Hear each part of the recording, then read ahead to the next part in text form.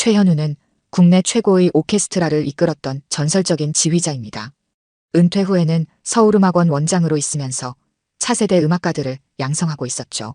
완벽주의의 화신이라 불리는 최현우는 학생들 사이에서 얼음 지휘자라는 별명을 갖고 있었습니다.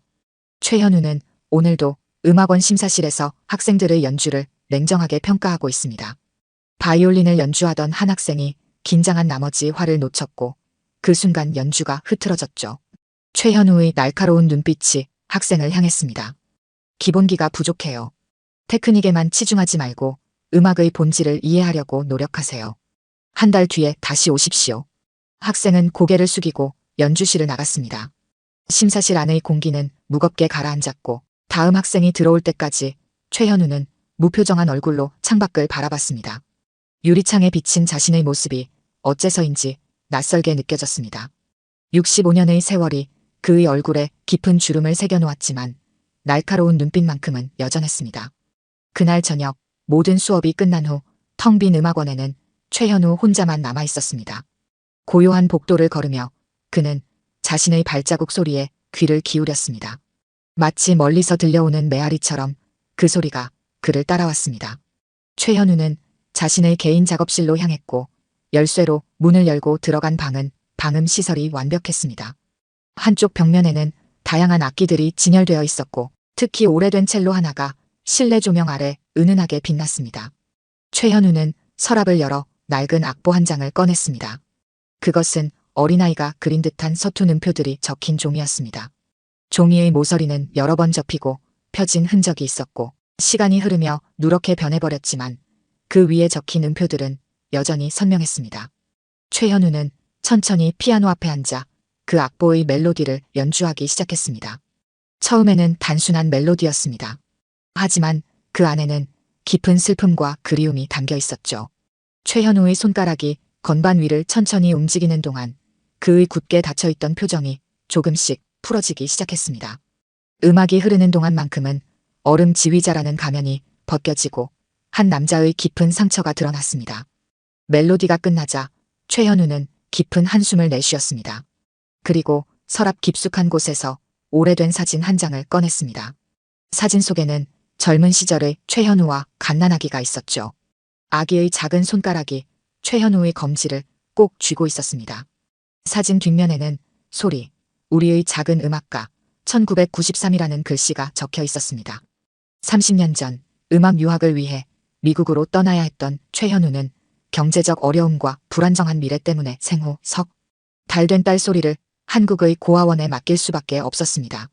당시 그는 유망한 지휘자였지만 아직 세계적인 무대에서 인정받기 전이었고 홀로 아이를 키울 자신이 없었습니다.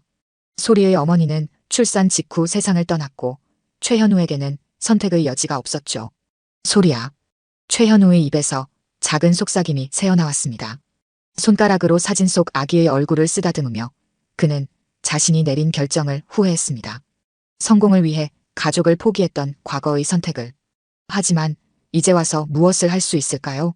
세월은 이미 흘러버렸고 그의 딸은 이제 어디에 있는지조차 알 수 없었습니다. 최현우는 피아노 위에 놓인 잡지를 무심코 집어들었습니다. 음악 전문 잡지의 표지에는 새로운 첼로 신동, 온라인에서 화제의 연주자, 박소라라는 제목과 함께 한 젊은 여성의 사진이 실려 있었습니다. 첼로를 연주하는 모습이 인상적인 사진이었습니다. 최현우는 그 기사를 읽으며 미간을 찌푸렸습니다. 강원도 출신의 독학 첼리스트가 특별한 음색과 감성으로 주목받고 있다는 내용이었습니다. 강원도의 작은 마을, 해가 뜨기 전부터 한 소녀가 나무로 지어진 헛간에서 첼로를 연주하고 있었습니다. 박소라는 이른 아침 연습이 가장 좋았습니다. 고요한 새벽, 자연과 함께 흐르는 음악은 그녀에게 특별한 의미가 있었죠. 첼로의 깊은 울림이 헛간을 가득 채우고 그 소리는 멀리 들판까지 퍼져나갔습니다. 박소라의 손가락은 현 위에서 자유롭게 움직였습니다. 정규 음악 교육을 받지 못했지만 그녀의 연주에는 독특한 감성이 묻어났습니다.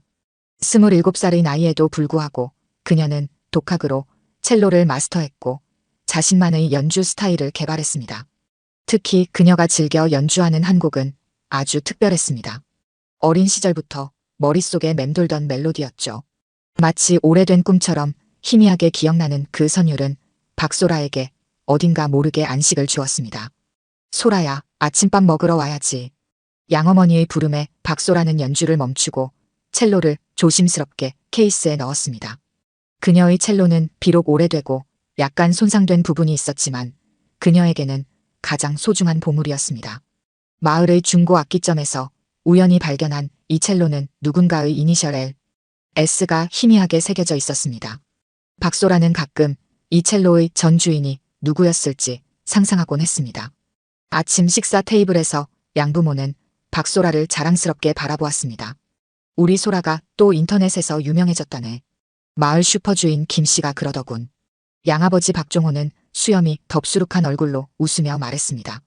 수십 년간 이 마을에서 농사를 지으며 그는 박소라를 자신의 친딸처럼 키웠습니다.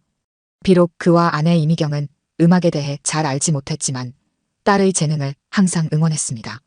아이고, 우리 소라는 손재주가 좋아서 그래요. 작은 때부터 남달랐잖아. 이미경은 정성스럽게 차린 된장찌개를 식탁 위에 올려놓으며 말했습니다.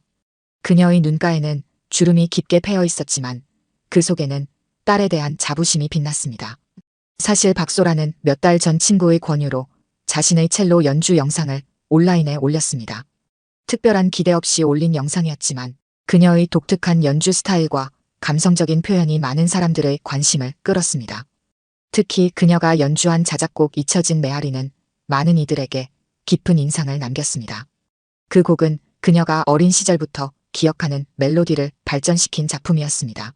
오늘 서울에서 전화가 왔어. 서울음악원에서 말이야. 양아버지의 말에 박소라는 숟가락을 떨어뜨릴 뻔했습니다. 뭐라고요? 서울음악원이라고요? 박소라의 눈이 커졌습니다. 서울음악원은 한국에서 가장 권위 있는 음악교육기관 중 하나였으며 얼음 지휘자로 유명한 최현우가 원장으로 있는 곳이었습니다. 그래, 특별 오디션을 볼 기회를 준다고 하더구나. 내 영상을 보고 감명받았다며. 양아버지는 자랑스러운 표정으로 말했습니다. 평소에 너무 고생했으니 이번 기회에 한번 도전해보는 게 어떻겠니? 박소라는 잠시 생각에 잠겼습니다. 독학으로 음악을 배웠기에 정규 교육을 받은 학생들과 경쟁한다는 것은 매우 부담스러웠습니다. 하지만 이것은 그녀의 인생을 바꿀 수 있는 기회였죠. 정말 제가 해도 될까요? 저는 체계적인 교육을 받은 적이 없는데. 박소라의 목소리에는 불안함이 묻어났습니다. 소라야, 넌 특별해. 그 음악원에서도 그걸 알아본 거지. 양어머니가 따뜻한 미소로 말했습니다. 게다가 내가 연주하는 그 멜로디. 처음 우리 집에 왔을 때부터 흥얼거렸던 그 노래. 정말 아름다워. 많은 사람들이 들었으면 좋겠다 싶었는데 이렇게 기회가 왔구나. 박소라의 눈에 눈물이 고였습니다. 그녀는 자신이 입양아라는 사실을 어릴 때부터 알고 있었습니다. 양부모는 그녀에게 진실을 숨기지 않았고 항상 사랑으로 대해주었습니다. 하지만 그녀의 출생과 관련된 기록은 거의 없었고 유일하게 남은 것은 그녀가 어린 시절부터 기억하는 그 멜로디뿐이었습니다. 마치 먼 과거에서 울려 퍼지는 메아리처럼 그 멜로디는 그녀의 정체성과 깊게 연결되어 있었습니다. 그래요, 도전해볼게요. 박소라는 결심했습니다. 서울은 그녀에게 완전히 낯선 곳이었지만 음악을 통해 자신의 길을 찾고 싶었습니다. 아마도 그곳에서 그녀는 자신의 뿌리에 대한 단서를 찾을 수도 있을 것 같았습니다. 다음 날 박소라는 소중한 첼로를 챙기고 양부모의 따뜻한 응원을 받으며 서울행 기차에 올랐습니다. 창밖으로 흘러가는 풍경을 바라보며 그녀는 자신만의 특별한 멜로디를 조용히 흥얼거렸습니다. 그 멜로디는 누군가의 꿈결 같은 목소리로 들려주던 자장가 같기도 했고 마음 깊은 곳에서 샘솟는 그리움 같기도 했습니다.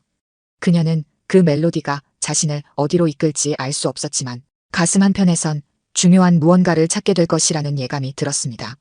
강원도의 작은 마을, 해가 뜨기 전부터 한 소녀가 나무로 지어진 헛간에서 첼로를 연주하고 있었습니다. 박소라는 이른 아침 연습이 가장 좋았습니다.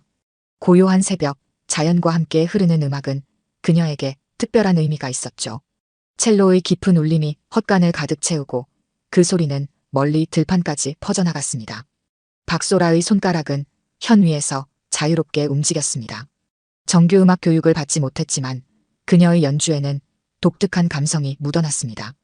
27살의 나이에도 불구하고 그녀는 독학으로 첼로를 마스터했고 자신만의 연주 스타일을 개발했습니다. 특히 그녀가 즐겨 연주하는 한 곡은 아주 특별했습니다. 어린 시절부터 머릿속에 맴돌던 멜로디였죠. 마치 오래된 꿈처럼 희미하게 기억나는 그 선율은 박소라에게 어딘가 모르게 안식을 주었습니다. 소라야, 아침밥 먹으러 와야지. 양어머니의 부름에 박소라는 연주를 멈추고 첼로를 조심스럽게 케이스에 넣었습니다. 그녀의 첼로는 비록 오래되고 약간 손상된 부분이 있었지만 그녀에게는 가장 소중한 보물이었습니다. 마을의 중고 악기점에서 우연히 발견한 이 첼로는 누군가의 이니셜 L, S가 희미하게 새겨져 있었습니다. 박소라는 가끔 이 첼로의 전 주인이 누구였을지 상상하곤 했습니다. 아침 식사 테이블에서 양부모는 박소라를 자랑스럽게 바라보았습니다. 우리 소라가 또 인터넷에서 유명해졌다네. 마을 슈퍼주인 김씨가 그러더군. 양아버지 박종호는 수염이 덥수룩한 얼굴로 웃으며 말했습니다. 수십 년간 이 마을에서 농사를 지으며 그는 박소라를 자신의 친딸처럼 키웠습니다. 비록 그와 아내 이미경은 음악에 대해 잘 알지 못했지만 딸의 재능을 항상 응원했습니다. 아이고, 우리 소라는 손재주가 좋아서 그래요. 작은 때부터 남달랐잖아. 이미경은 정성스럽게 차린 된장찌개를 식탁 위에 올려놓으며 말했습니다. 그녀의 눈가에는 주름이 깊게 패여 있었지만 그 속에는 딸에 대한 자부심이 빛났습니다. 사실 박소라는 몇 달 전 친구의 권유로 자신의 첼로 연주 영상을 온라인에 올렸습니다. 특별한 기대 없이 올린 영상이었지만 그녀의 독특한 연주 스타일과 감성적인 표현이 많은 사람들의 관심을 끌었습니다. 특히 그녀가 연주한 자작곡 잊혀진 메아리는 많은 이들에게 깊은 인상을 남겼습니다. 그 곡은 그녀가 어린 시절부터 기억하는 멜로디를 발전시킨 작품이었습니다. 오늘 서울에서 전화가 왔어. 서울음악원에서 말이야. 양아버지의 말에 박소라는 숟가락을 떨어뜨릴 뻔했습니다. 뭐라고요? 서울음악원이라고요? 박소라의 눈이 커졌습니다. 서울음악원은 한국에서 가장 권위 있는 음악교육기관 중 하나였으며 얼음 지휘자로 유명한 최현우가 원장으로 있는 곳이었습니다. 그래, 특별 오디션을 볼 기회를 준다고 하더구나. 내 영상을 보고 감명받았다며. 양아버지는 자랑스러운 표정으로 말했습니다. 평소에 너무 고생했으니 이번 기회에 한번 도전해보는 게 어떻겠니? 박소라는 잠시 생각에 잠겼습니다. 독학으로 음악을 배웠기에 정규 교육을 받은 학생들과 경쟁한다는 것은 매우 부담스러웠습니다. 하지만 이것은 그녀의 인생을 바꿀 수 있는 기회였죠. 정말 제가 해도 될까요? 저는 체계적인 교육을 받은 적이 없는데. 박소라의 목소리에는 불안함이 묻어났습니다. 소라야, 넌 특별해. 그 음악원에서도 그걸 알아본 거지. 양어머니가 따뜻한 미소로 말했습니다. 게다가 내가 연주하는 그 멜로디. 처음 우리 집에 왔을 때부터 흥얼거렸던 그 노래. 정말 아름다워. 많은 사람들이 들었으면 좋겠다 싶었는데 이렇게 기회가 왔구나. 박소라의 눈에 눈물이 고였습니다. 그녀는 자신이 입양아라는 사실을 어릴 때부터 알고 있었습니다. 양부모는 그녀에게 진실을 숨기지 않았고 항상 사랑으로 대해주었습니다. 하지만 그녀의 출생과 관련된 기록은 거의 없었고 유일하게 남은 것은 그녀가 어린 시절부터 기억하는 그 멜로디뿐이었습니다.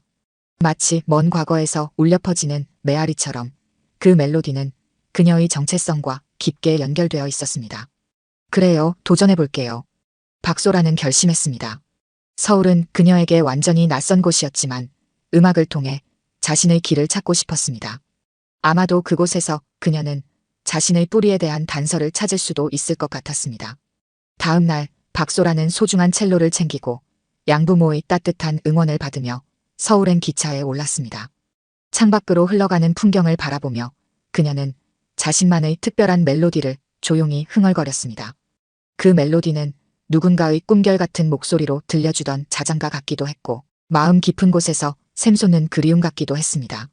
그녀는 그 멜로디가 자신을 어디로 이끌지 알 수 없었지만 가슴 한편에선 중요한 무언가를 찾게 될 것이라는 예감이 들었습니다. 다음 날 아침 박소라는 긴장된 마음으로 최현우의 사무실 앞에 섰습니다. 문 앞에서 잠시 망설이다가 조심스럽게 노크했고 안에서 들어오세요라는 목소리가 들렸습니다. 문을 열고 들어서자 넓고 정돈된 사무실이 눈에 들어왔습니다.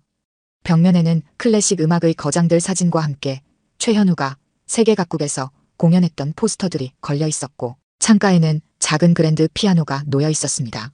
최현우는 창가에 서서 바깥을 바라보고 있다가 천천히 돌아섰습니다. 아침 햇살이 그의 뒤로 비쳐 얼굴은 그림자에 가려져 있었지만 박소라는 그의 눈빛이 어제와는 다르다는 것을 느꼈습니다. 차갑고 날카로웠던 시선 대신 그의 눈에는 복잡한 감정이 어려 있었습니다. 앉으세요, 박소라 씨. 최현우는 책상 앞 의자를 가리켰습니다. 박소라가 자리에 앉자 그도 책상 뒤 의자에 앉았습니다. 잠시 침묵이 흘렀고 박소라는 불안하게 손가락을 꼼지락거렸습니다. 어제 연주한 그 곡에 대해 더 자세히 알고 싶습니다. 최현우가 마침내 입을 열었습니다. 진짜로 어디서 배운 게 아닌가요? 네, 정말 배운 적이 없어요.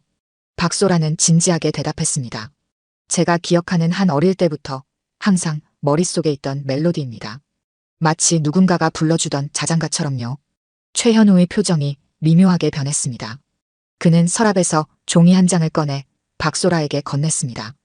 그것은 어제 그가 보던 낡은 악보였습니다. 이걸 보세요. 익숙하지 않나요?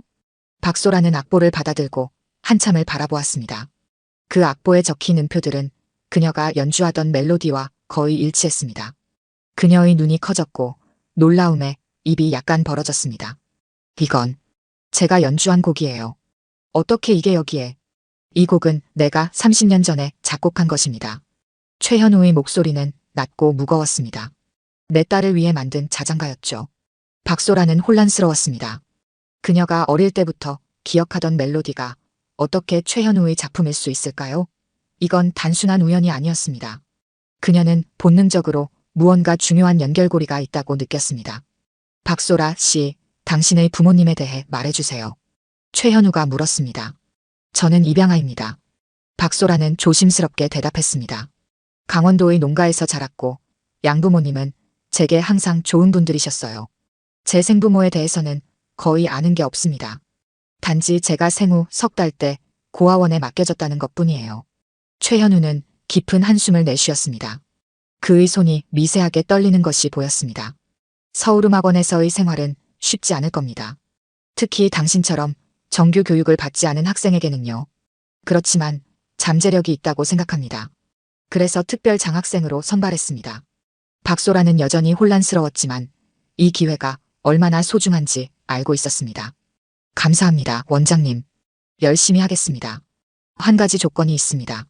최현우가 말했습니다. 다른 학생들보다 2배로 연습해야 합니다. 그리고 매주 나와 1대1 레슨을 할 것입니다. 기초부터 차근차근 다시 배워야 할 겁니다. 이는 매우 특별한 대우였습니다. 원장이 직접 학생을 지도하는 경우는 거의 없었기 때문입니다. 박소라는 기쁘면서도 당혹스러웠습니다. 왜 저에게 이런 특별한 기회를 주시는 건가요? 최현우는 잠시 침묵했습니다. 그의 눈에는 말할 수 없는 비밀이 담겨 있었습니다. 당신의 재능이 아깝기 때문입니다. 이제 가보세요. 내일 아침 7시에 연습실 3번에서 만납시다. 박소라는 사무실을 나와 복도를 걸으며 방금 일어난 일을 정리해보려 했습니다. 최현우의 행동은 수수께끼 같았습니다. 그리고 그 악보의 멜로디. 어떻게 자신이 평생 기억해온 멜로디가 최현우의 작품일 수 있을까요? 음악원 생활은 박소라의 예상대로 쉽지 않았습니다. 첫날부터 그녀는 다른 학생들의 차가운 시선을 받았습니다. 특히 서준호는 그녀에게 적대적이었습니다. 서준호는 음악원 최고의 첼리스트로 인정받던 학생이었고 최현우의 제자 중에서도 가장 촉망받는 인재였습니다. 독학으로 배웠다면서? 서준호가 연습실에서 박소라를 마주쳤을 때 비꼬듯 물었습니다. 어떻게 특별 장학생이 됐는지 모르겠네. 원장님 마음을 어떻게 사로잡은 거야? 박소라는 그의 도발에 대응하지 않았습니다. 그저 묵묵히 자신의 연습에 집중했습니다. 매일 아침 7시부터 밤 10시까지 그녀는 최현우의 지도 아래 기초부터 다시 배웠습니다. 최현우는 그녀에게 매우 엄격했습니다. 작은 실수도 그냥 넘어가지 않았고 완벽함을 요구했습니다. 손목의 각도가 잘못됐습니다. 다시. 최현우의 냉정한 지적이 연습실에 울렸습니다. 박소라는 지친 몸을 이끌고 다시 한 번 같은 구절을 연주했습니다. 시간이 지날수록 그녀의 기술은 눈에 띄게 향상되었고 체계적인 교육의 효과가 나타나기 시작했습니다. 최현우는 겉으로는 여전히 차갑고 엄격했지만 박소라는 가끔 그의 눈에 스치는 따뜻함을 발견했습니다. 특히 그녀가 자신의 특별한 멜로디를 연주할 때면 최현우의 표정이 미묘하게 변했습니다. 마치 오래된 상처가 다시 열리는 것처럼 그의 눈에 슬픔이 깃들었습니다. 한편 최현우는 몰래 박소라의 과거를 조사하기 시작했습니다. 그녀가 맡겨졌던 고아원 기록을 찾아보고 입양 과정에 대한 정보를 수집했습니다. 그의 마음속에는 점점 확신이 자라고 있었습니다. 박소라가 바로 자신이 30년 전에 포기했던 딸 소리일지도 모른다는 생각이었습니다. 어느 날 저녁 박소라는 연습을 마치고 기숙사로 돌아가던 중 우연히 최현우의 사무실 문이 살짝 열려 있는 것을 발견했습니다. 안에서 두 사람의 대화 소리가 들렸습니다. 그녀를 특별히 챙기는 이유가 뭐지? 현우, 그 소녀가 누구인지 알고 있는 거야?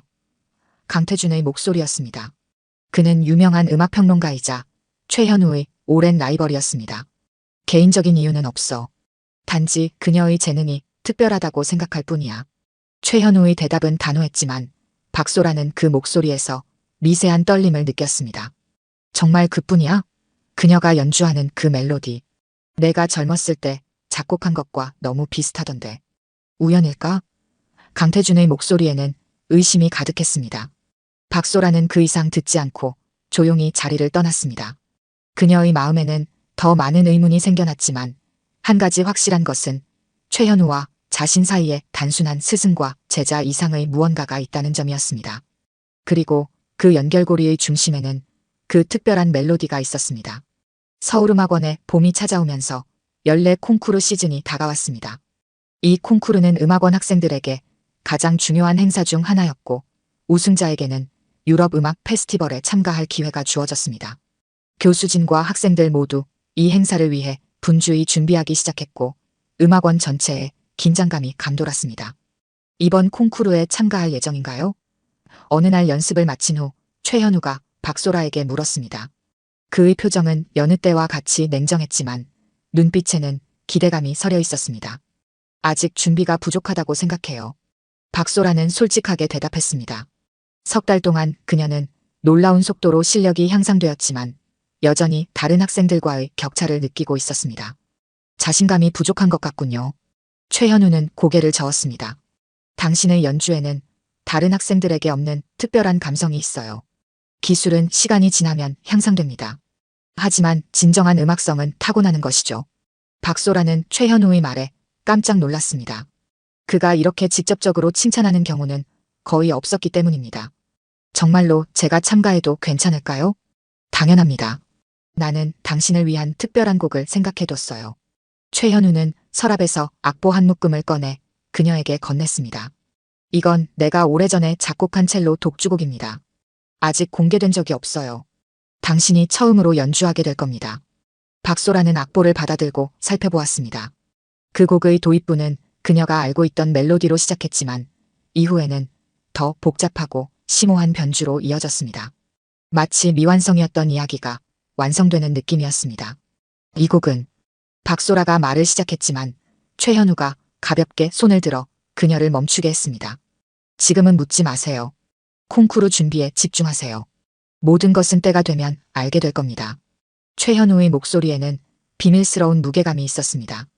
콩쿠르 소식이 퍼지자 음악원 학생들 사이에 경쟁심이 고조되었습니다. 특히 서준호는 이번 콩쿠르에서 반드시 우승하겠다는 야망에 불타 있었습니다. 그는 박소라가 최현우의 특별한 관심을 받는 것에 대해 깊은 질투심을 느끼고 있었고 그녀를 방해하기 위한 계획을 세우기 시작했습니다. 그 시골 출신이 원장님의 미발표 작품을 연주한다고? 서준호는 아연실색했습니다. 그는 음악원의 휴게실에서 같은 학과 친구들과 이야기를 나누던 중 이 소식을 들었습니다. 어떻게 그런 특혜를 받는 거지? 우리는 수년간 최고의 교육을 받았는데 그녀는 겨우 몇 달 만에 모든 것을 얻고 있어. 더 이상한 건 원장님의 태도야. 한 학생이 작은 목소리로 덧붙였습니다. 평소에는 얼음처럼 차갑던 분이 그녀에게만 특별히 관심을 보이시잖아. 매일 아침 1대1 레슨을 한다고 들었어. 서준호의 얼굴이 일그러졌습니다. 그는 자신이 최현우의 제자 중 가장 뛰어나다고 자부해왔습니다. 하지만 이제 모든 관심이 박소라에게 쏠려 있다는 사실이 그를 참을 수 없게 만들었습니다. 그날부터 박소라의 연습 환경은 갑자기 악화되었습니다. 그녀가 예약한 연습실이 갑자기 다른 학생에게 배정되거나 그녀의 악보가 사라지는 일이 빈번하게 발생했습니다. 심지어 그녀의 첼로 케이스 안에 있던 활의 말총이 부분적으로 손상되어 있는 것을 발견한 날도 있었습니다. 누가 이런 짓을 하는 걸까요? 박소라는 한숨을 쉬며 자신의 활을 살펴보았습니다. 다행히 완전히 망가진 것은 아니었지만 수리가 필요한 상태였습니다. 이건 단순한 장난이 아니야. 음악원에서 유일하게 박소라와 친해진 한지은이 걱정스럽게 말했습니다. 누군가 의도적으로 너를 방해하고 있어. 아마도 서준호일 거야. 그는 콩쿠르에서 자신의 라이벌이 될 수 있는 사람들을 항상 견제해왔으니까. 하지만 나는 그와 경쟁할 생각이 없어. 난 그저 음악이 좋을 뿐이야. 박소라는 솔직하게 말했지만 마음속으로는 불안함이 커져갔습니다. 상황은 점점 악화되었고 콩쿠르 일주일 전에는 결정적인 사건이 발생했습니다. 박소라가 최현우에게 받은 특별한 악보가 사라진 것입니다. 그녀는 연습실과 기숙사 방을 샅샅이 뒤졌지만 악보는 어디에도 없었습니다. 절망에 빠진 박소라는 최현우의 사무실을 찾아갔습니다. 그녀가 상황을 설명하자 최현우의 표정이 어두워졌습니다. 이건 단순한 분실이 아닙니다. 누군가 의도적으로 가져간 것 같군요. 최현우는 생각에 잠겼습니다. 걱정 마세요. 내가 원본을 갖고 있어요. 하지만 이런 방해 행위는 더 이상 용납할 수 없습니다. 그날 오후 최현우는 전체 학생들을 강당에 모았습니다. 그의 표정은 매우 엄격했고 목소리에는 분노가 담겨 있었습니다. 음악은 경쟁이 아닙니다. 음악은 영혼의 표현이자 인간의 가장 순수한 감정을 전달하는 매개체입니다. 비열한 방법으로 다른 일을 방해하는 행위는 음악의 정신에 어긋납니다. 최현우의 말에 강당은 쥐 죽은 듯 조용해졌습니다. 만약 이런 일이 다시 발생한다면 관련자는 즉시 퇴학 조치될 것입니다. 서준호는 불편한 기색을 감추지 못했지만 아무도 그가 범인이라고 확신할 수는 없었습니다. 그날 저녁 그는 자신의 멘토이자 후원자인 강태준을 만났습니다. 원장님이 그 시골 소녀에게 보이는 태도가 이상하다니까요. 서준호는 카페에서 강태준에게 푸념했습니다. 분명 그들 사이에 뭔가 있을 거예요. 원장님이 그녀의 과거를 조사하는 것도 봤어요. 강태준은 커피를 홀짝이며 생각에 잠겼습니다. 흥미롭군. 최현우가 개인적인 감정으로 학생을 편애한다면 이건 큰 문제가 될 수 있어. 내가 좀 더 조사해 볼게. 콩쿠르가 이틀 앞으로 다가온 어느 날 박소라는 예상치 못한 방문객을 만났습니다.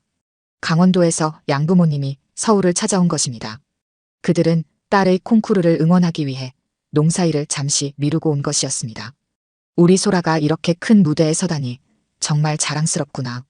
양아버지 박종호는 눈시울을 붉히며 말했습니다. 내 실력을 믿어. 분명 잘할 거야. 박소라는 양부모님의 따뜻한 격려에 용기를 얻었습니다. 그들과 함께 저녁 식사를 하며 그동안의 경험을 나눴고 학교 주변을 구경시켜드렸습니다. 그리고 우연히 학교 입구에서 최현우와 마주쳤습니다. 원장님, 이분들은 제 부모님이십니다. 박소라가 소개했고 최현우는 공손하게 인사를 나눴습니다. 소라가 많이 성장했다고 들었습니다. 감사합니다. 이미경이 미소 지으며 말했습니다. 사실 우리는 그 아이의 양부모예요. 소라는 생후 3달 때 고아원에서 데려왔거든요. 공주에 있는 새빛 고아원이었어요. 최현우의 표정이 순간 굳었습니다. 새빛 고아원이라고요? 그의 목소리가 미세하게 떨렸습니다. 네, 맞아요. 1993년 가을이었지요. 우리는 아이를 갖지 못해 입양을 결심했고 첫눈에 소라를 보자마자 사랑스러워서. 이미경의 말이 계속되는 동안 최현우의 얼굴은 점점 창백해졌습니다. 그날 밤 최현우는 자신의 사무실에 홀로 남아 오래된 사진첩을 펼쳐보았습니다. 그가 딸 소리를 고아원에 맡겼던 그날의 기록들, 입양 서류의 사본, 그리고 소리의 유일한 사진이 담겨 있었습니다. 새빛 고아원, 1993년 가을. 모든 것이 일치했습니다. 최현우는 이제 확신했습니다. 박소라가 바로 자신의 딸 소리라는 사실을. 콩쿠르 전날 아침, 음악원은 분주한 활기로 가득 찼습니다. 참가자들은 마지막 연습에 집중하고 있었고 무대 설치와 음향 시스템 점검이 한창이었습니다. 박소라는 일찍 일어나 평소보다 더 긴장된 마음으로 자신의 연습실로 향했습니다. 그녀의 첼로 케이스를 어깨에 메고 조용한 복도를 걸으며 내일 있을 공연에 대한 생각으로 마음이 복잡했습니다. 연습실 문을 열자마자 박소라는 그 자리에 얼어붙었습니다. 그녀의 눈앞에 믿을 수 없는 광경이 펼쳐졌습니다. 연습대 위에 놓여있던 그녀의 첼로가 바닥에 떨어져 있었고 목 부분이 심하게 파손되어 있었습니다. 첼로의 혀는 모두 끊어졌고 몸통에는 긁힌 자국이 여러 개 나 있었습니다. 안 돼. 박소라의 목소리가 떨렸습니다. 그녀는 천천히 첼로를 집어들었습니다. 손가락으로 파손된 부분을 어루만지며 그녀의 눈에서는 눈물이 흘러내렸습니다. 이 첼로는 단순한 악기가 아니었습니다. 그녀의 영혼의 일부였고 소중한 친구와도 같았습니다. 소식은 빠르게 퍼졌고 최현우는 곧바로 연습실로 달려왔습니다. 그는 파손된 첼로를 보자마자 얼굴색이 변했습니다. 누가 이런 짓을 했지? 그의 목소리에는 분노가 가득했습니다. 모르겠어요. 박소라는 울음을 참으며 대답했습니다. 어제 저녁에는 분명히 괜찮았어요. 오늘 아침에 와보니 이렇게 되어 있었습니다. 최현우는 잠시 생각에 잠겼습니다. 그의 눈빛이 날카로워졌고 입술이 굳게 다물어졌습니다. 소라 씨, 나를 따라오세요. 그는 단호한 목소리로 말했습니다. 박소라는 파손된 첼로를 조심스럽게 케이스에 넣고 최현우를 따라갔습니다. 그들은 음악원 건물을 벗어나 최현우의 개인차로 향했습니다. 어디로 가는 건가요? 박소라가 물었지만 최현우는 대답하지 않고 운전을 시작했습니다. 30분 후 그들은 서울 외곽의 한 주택 앞에 도착했습니다. 그곳은 고급 주택가였고 최현우의 집으로 보였습니다. 들어오세요. 최현우가 문을 열며 말했습니다. 박소라는 조용히 그를 따라 집 안으로 들어갔습니다. 집 내부는 심플하면서도 품격 있게 꾸며져 있었고 벽면에는 다양한 악기들과 음악 관련 예술 작품들이 걸려 있었습니다. 최현우는 그녀를 서재로 안내했습니다. 잠시만 기다리세요. 최현우는 서재의 한쪽 벽에 있는 금고를 열었습니다. 그는 조심스럽게 기다란 케이스 하나를 꺼내왔습니다. 이것은 내가 가장 아끼는 물건 중 하나입니다. 지금까지 누구에게도 빌려준 적이 없습니다. 최현우가 케이스를 열자 그 안에는 아름다운 첼로가 놓여 있었습니다. 오래된 것이었지만 관리가 매우 잘 되어 있어 윤기가 흘렀습니다. 나무의 결이 아름답게 살아있었고 따뜻한 갈색 톤이 햇빛에 반짝였습니다. 이건 굉장히 아름다운 첼로네요. 박소라는 경외감을 느끼며 말했습니다. 18세기 이탈리아 장인이 만든 것입니다. 내가 젊었을 때 온 재산을 모아 구입했죠. 최현우는 첼로를 조심스럽게 케이스에서 꺼냈습니다. 내일 콩쿠르에서 이 첼로를 사용하세요. 박소라는 놀라움에 입을 다물지 못했습니다. 이런 귀중한 악기를 빌려준다는 것은 상상도 못했던 일이었습니다. 정말 괜찮으신가요? 이건 너무 귀중한 물건인데. 괜찮습니다. 당신이라면 이 첼로의 진정한 가치를 알아줄 거라고 믿습니다. 최현우는 첼로를 박소라에게 건넸습니다. 한번 연주해보세요. 박소라는 조심스럽게 첼로를 받아들고 자세를 잡았습니다. 활을 혀내 대고 첫 음을 연주하는 순간 그녀는 그 음색에 깜짝 놀랐습니다.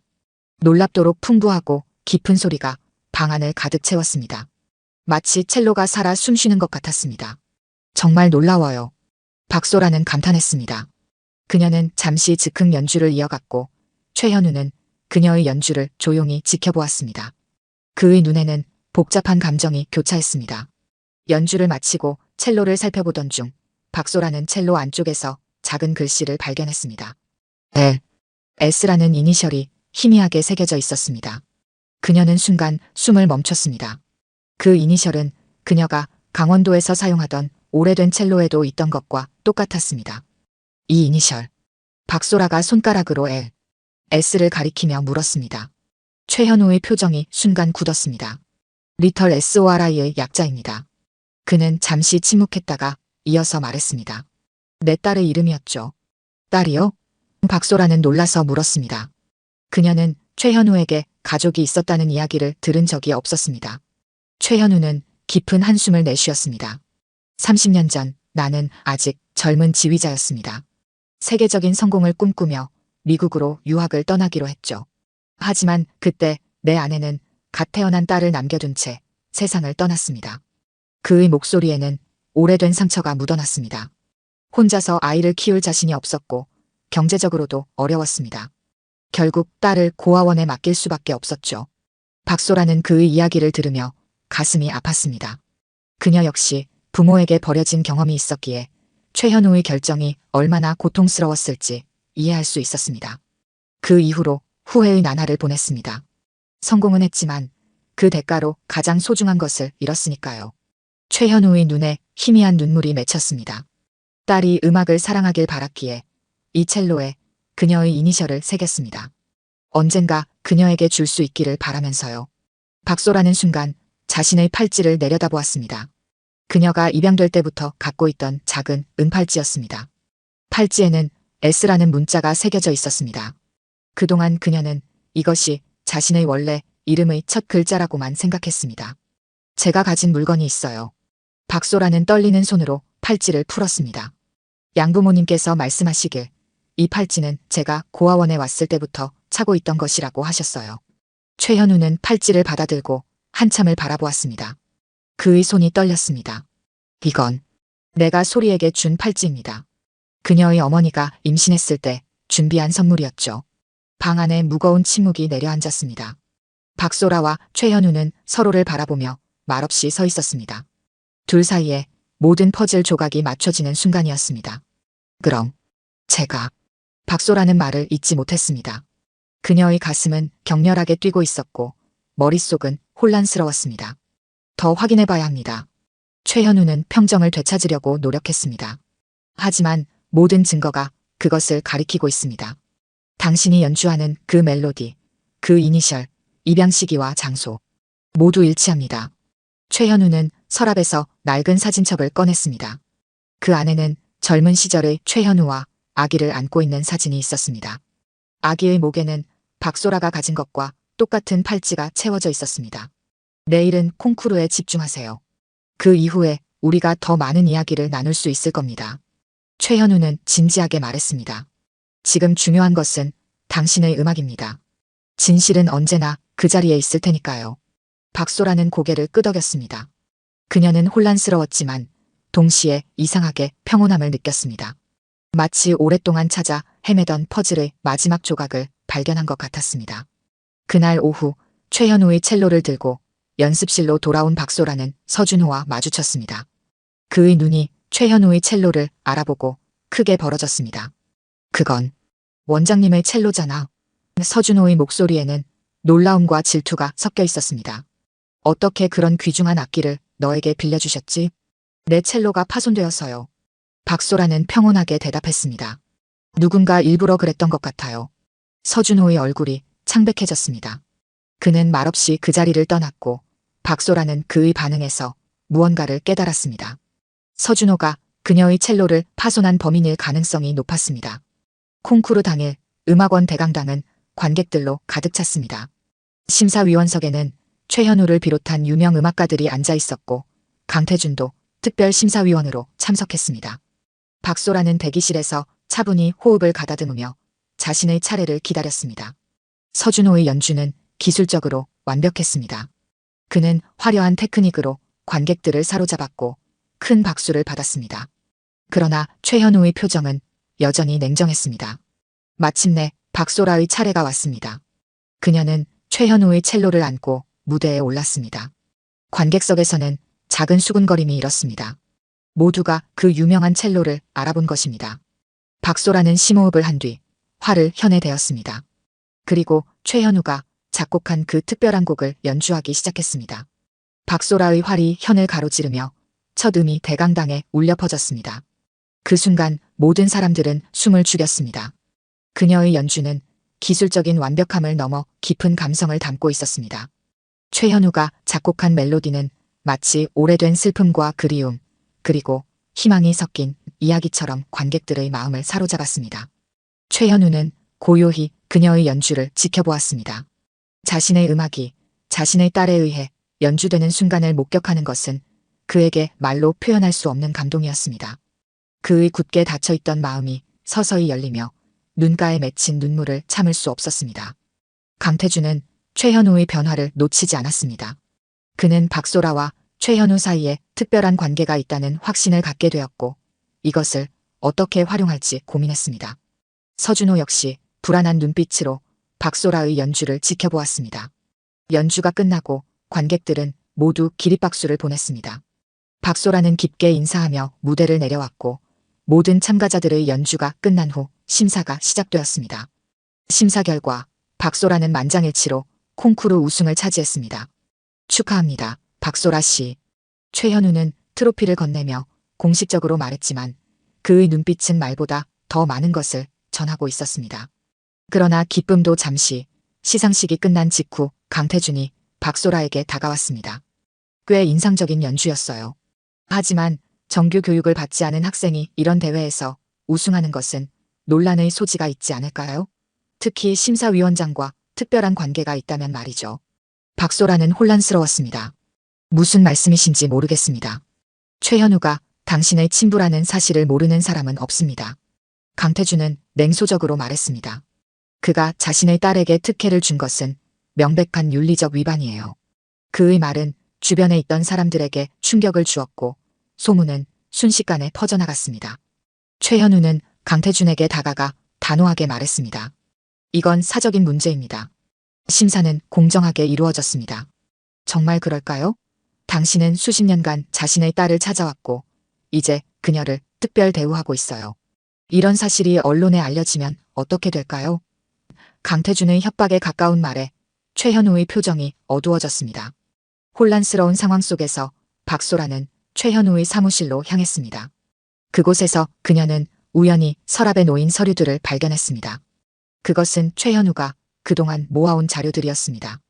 고아원 기록, 입양 서류, 그리고 그녀의 어린 시절 사진까지 모든 것이 박소라가 최현우의 딸이라는 사실을 증명하고 있었습니다. 박소라는 충격에 휩싸였습니다. 그녀의 머릿속은 혼란스러웠고 가슴은 복잡한 감정으로 가득 찼습니다. 이 모든 진실을 어떻게 받아들여야 할지 알 수 없었습니다. 그녀는 조용히 사무실을 나와 음악원을 떠났습니다. 그녀에게는 생각할 시간이 필요했습니다. 며칠 동안 박소라는 연락이 두절되었습니다. 그녀는 강원도 고향집으로 돌아가 양부모님과 함께 시간을 보내며 마음을 정리했습니다. 그동안 서울에서는 폭풍이 불었습니다. 강태준의 폭로로 최현우와 박소라의 관계가 언론에 알려졌고 음악원은 큰 혼란에 빠졌습니다. 소라야, 어떻게 결정하든 우리는 내 편이란다. 양어머니 이미경은 딸의 손을 꼭 잡으며 말했습니다. 내가 행복하다면 그것으로 충분해. 박소라는 고요한 들판을 바라보았습니다. 그녀의 마음은 이제 차분해졌습니다. 자신의 정체성에 대한 충격과 혼란을 넘어 이제는 새로운 시작을 생각할 때였습니다. 한편 최현우는 사직서를 제출했습니다. 그는 자신의 개인적인 감정이 직업적 판단에 영향을 미쳤다는 책임을 인정했고 모든 혼란에 종지부를 찍고자 했습니다. 그러나 예상과 달리 많은 교수진과 학생들이 그의 사직에 반대했습니다. 그들은 최현우의 음악적 리더십이 여전히 필요하다고 주장했습니다.